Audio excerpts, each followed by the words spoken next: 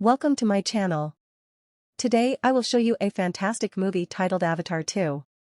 Watch out and enjoy the movie. The movie opens with the main character, Jake Sully, narrating his simple and peaceful life with his family in Pandora as the chief. He mentions that he and his wife Neytiri have a total of 5 children, 2 sons Needium and Loake, a daughter Tuck, their adopted daughter Kiri, and a human boy named Spider. Jake goes on to clarify that Kiri is the daughter of his dear friend, Grace, who died while helping the Na'vi people fight against humans. As for Spider, he was left behind when all the humans returned to Earth after losing their battle. Jake states that the children play together and take good care of one another. Despite being different in color and body size, Jake mentions that all of the children live together like a family. However, Neytiri does not like Spider because he is revealed to be the son of Colonel Miles Quaritch, the evil man who almost wiped off the novice. It turns out that Spider was left behind on Pandora because he was too small to be transported back to Earth. Kiri, on the other hand, has a special connection with Spider and is really fond of him. As the human boy has spent all his life with the Na'vi people, he thinks that he is one of them. One night, when Neytiri and Jake are talking, they notice some bright spaceships in the sky. Suddenly, the spaceships approach them and start wreaking havoc. The Omaticaya habitat is torched with flames, resulting in widespread destruction and deaths of many animals. From the spaceships, a group of soldiers with robotic artillery emerge and finish off whatever else is left of the place. Neytiri and Jake, who are watching from afar, are shocked to learn that it is an RDA spaceship carrying humans, who are there to colonize Pandora and build another main operating station. The scene then shifts to one of the human laboratories where scientists have successfully created a Na'vi clone of the Colonel. He has been fed with the memories and data that were collected prior to his death. Because of this, the Colonel's clone knows everything, except who killed him and how. Along with the Colonel, the scientists have also manufactured the clones of other soldiers who were present during their previous attack on Pandora. As a result, the Colonel and his men are hellbent on destroying the Omaticaya, and in particular, Jake. Meanwhile, in an attempt to ward off the intruders, Jake leads a Na'vi army toward the RDA train supply lines. He successfully infiltrates it and manages to steal ammunition and food supplies. During this operation, one of his sons, Loake, does not listen to his orders and gets himself wounded. Jake scolds him and asks him to be disciplined from the next time. On the other hand, the Colonel meets his senior, General Ardmore, who informs him about the Na'vi's flying partners, called Scounds. They are currently attacking their helicopters and slowing them down. Hearing this, the Quaritch makes a master plan to invade the forest, where they battled previously, and gather some information about them. Soon, he arrives at the forest along with his other companions. Unfortunately, Jake's children are also playing around in the same forest. Right then, the Colonel looks around their previous battlefield and discovers his robotic suit, with his remains still inside. All this is observed by Loake, and he immediately contacts his father with the help of a voice transmitter around his neck. Jake listens to this and suggests Loake stay away from them and leave the place quietly. He and Neytiri then fly toward the forest to check on their children's safety.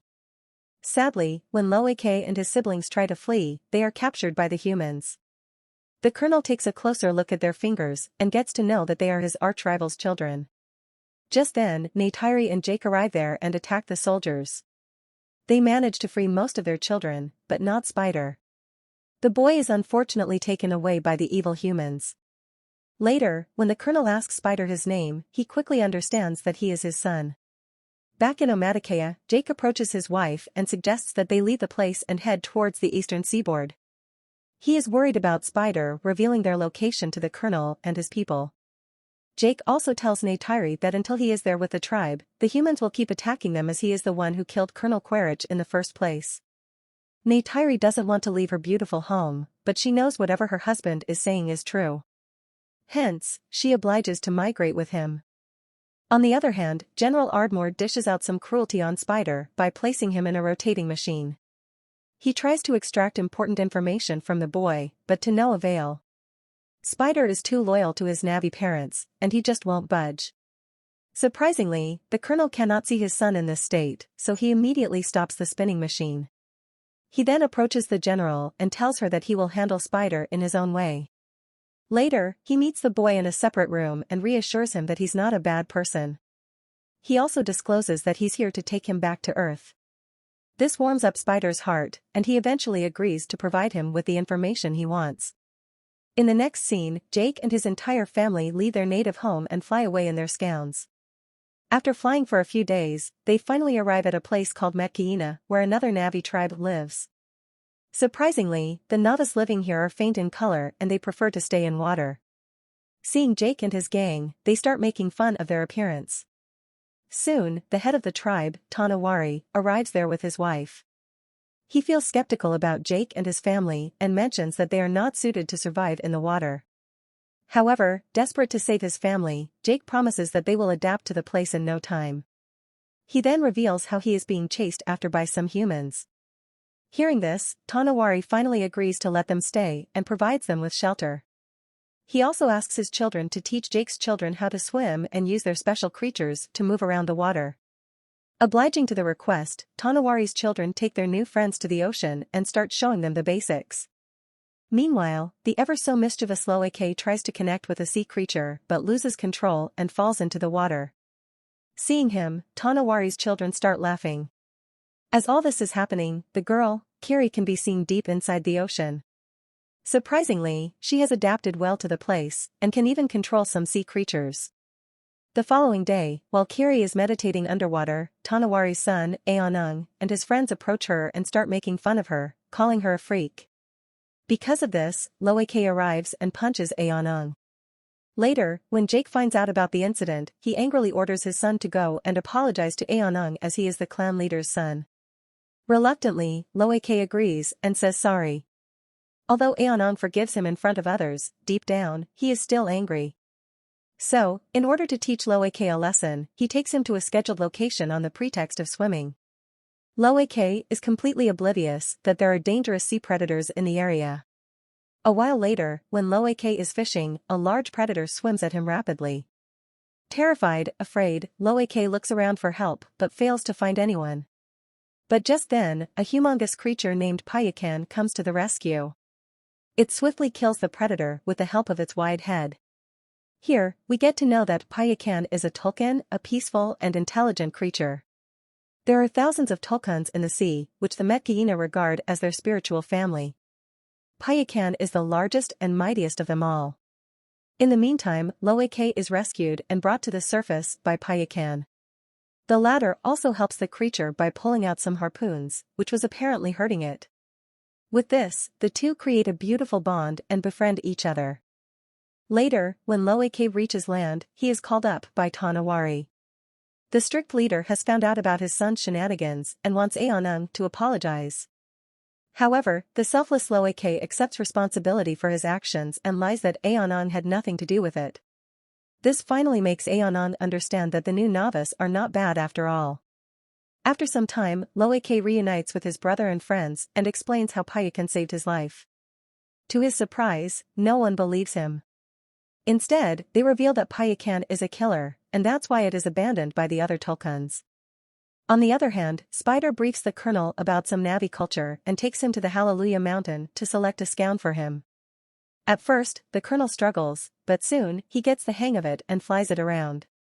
Shortly after, he also gets information about Jake's possible location and heads towards the Metcaina Reef with his army. On arriving, he confronts some water Navas and inquires if they know Jake. When the Navas say no, the evil humans kill one of them and also burn their houses. Despite this, the Navas stand by their statement. Left with no options, the colonel signals his team to go for Plan B. Now, he wants to kill the tulkuns in large numbers, hoping that this will finally draw out Jake. But there is also another advantage of killing them. The tulkuns have a precious liquid inside their brains, which can increase longevity. On Earth, a single liter of this liquid will go for millions. Soon, some hunters start chasing after the sea monsters. They strike numerous trackers in them and render them unconscious. In a heartbreaking scene, we can see a mother tulkun brutally laid to death, while her offspring lays by her in shock. The humans eventually leave, with the trackers still inside the tulkuns. When the Metcaina discovers that their friends are getting killed, they become angry and decide to engage with the attackers. However, Jake calms them down and mentions that they need to inform the tulkuns about the trackers first. This is the only way they can prevent a future strike. As soon as Loek hears this, he leaves to inform his best friend, Payakan, about it. Aonung and a few other locals also join him. After a while, they eventually meet Payakan and prepare to pull the tracker out of him. But just then, the colonel and his hunting crew arrive in their whale ship. After seeing them, Loek connects to his father and informs him about the situation. In the nick of time, he and his friends also manage to pull the tracker out from Payakan's body. After this, they hide underwater, while the colonel's crew starts looking for them. Meanwhile, Jake approaches Tanawari and informs him that their children are missing. This worries the latter, and he quickly orders his people to prepare for war. Jake and Neytiri also grab their weapons, and soon, all of them collectively head towards the battlefield. On the other hand, the colonel orders his crew to launch their attack on the Tulkuns and find Jake's children. After searching for a while, they eventually find Kiri and Tuck and capture them in a net. Loek tries his best to tear the net but gets himself pulled to the whale ship with it. Soon, the colonel arrives and cuffs them to the railing of the ship. He then takes Loek's collar transmitter and asks Jake to surrender for the safety of his children. Having no options, Jake agrees to his conditions. At the same time, Payakan notices his best friend, Loek, handcuffed to the deck and decides to save him. In a risky move, he suddenly jumps onto the deck and starts moving its massive fins. This throws away a lot of soldiers and obliterates the ship. Taking advantage of this distraction, Jake and the Metkaina also launch their attack on the colonel and his army. They want to save their children but also want revenge. Meanwhile, Spider breaks the controller of the whale ship, causing it to strike the rocks and allow water to fill inside it. Next, Jake and his eldest son, Medium, quickly climb the deck and free Loek, Tuck, and Kiri. They then order the children to return to safety, but Loek refuses. Instead, he decides to save his adopted brother Spider. Medium also joins him and after a bit of searching, they find Spider. When they are about to leave the ship, the colonel notices and opens fire. Unfortunately, Medium gets hit by one of the bullets and is severely injured. Loek and Spider immediately take him to the shore to their mother, but because of excessive blood loss, he passes away. Seeing her son die right in front of her eyes, Neytiri starts crying and screaming loudly. Meanwhile, the evil colonel manages to capture Kiri and Tuck using his scown. He later connects with Jake and reveals that both his two daughters are with him. After getting this information, Jake somehow calms Neytiri down and persuades her to join him and save their daughters. The latter obliges, and filled with rage, she calls her scown, grabs her bow and arrows, and goes flying towards the ship. Soon, Jake approaches the ship and causes an explosion, killing the colonel's men. Neytiri also arrives there and starts shooting arrows at the remaining humans, killing them instantly. Meanwhile, Jake finds his little daughter, Tuck, and frees her, but at the same time, the colonel also shows up. He is holding Kiri at knife point. He then threatens Jake to put down his weapons, and the latter reluctantly does so. In the meantime, a vengeful Neytiri captures Spider and threatens to kill him. At first, the colonel mentions that he has no relation with Spider, but when Neytiri makes a small cut in the boy's chest, he immediately leaves Kiri. With this, Neytiri and her family prepare to leave, but the colonel mentions that he will again hunt Jake down and kill him. Later, Jake realizes that he needs to eliminate the colonel to live a peaceful life. Hence, he returns to the battlefield. This time, the arch-rivals fight each other in an old-fashioned fist fight. It is a brutal one, and the two match each other stride for stride.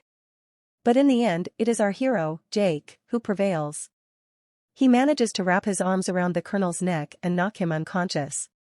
Jake assumes that he is dead and lets him drown in the water. Unfortunately, he, too, struggles to breathe and starts sinking to the bottom. But at the same time, Loek comes to his rescue and brings him back to the surface. Later, Payakan carries the whole family and brings them to the shore. On the other hand, Spider also pulls his biological dad out of the water and saves his life. But when the colonel asks him to leave the place with him, Spider refuses and returns to his adoptive family. In the last scene, Jake's family and the whole Metkaina tribe bury Medium's body at the bottom of the ocean where the lighting tubes embrace him like their own. The movie ends with Jake remembering his best memories of his elder son and realizing that he is in heaven with their gods. Thank you for watching. For more videos please like, share and subscribe.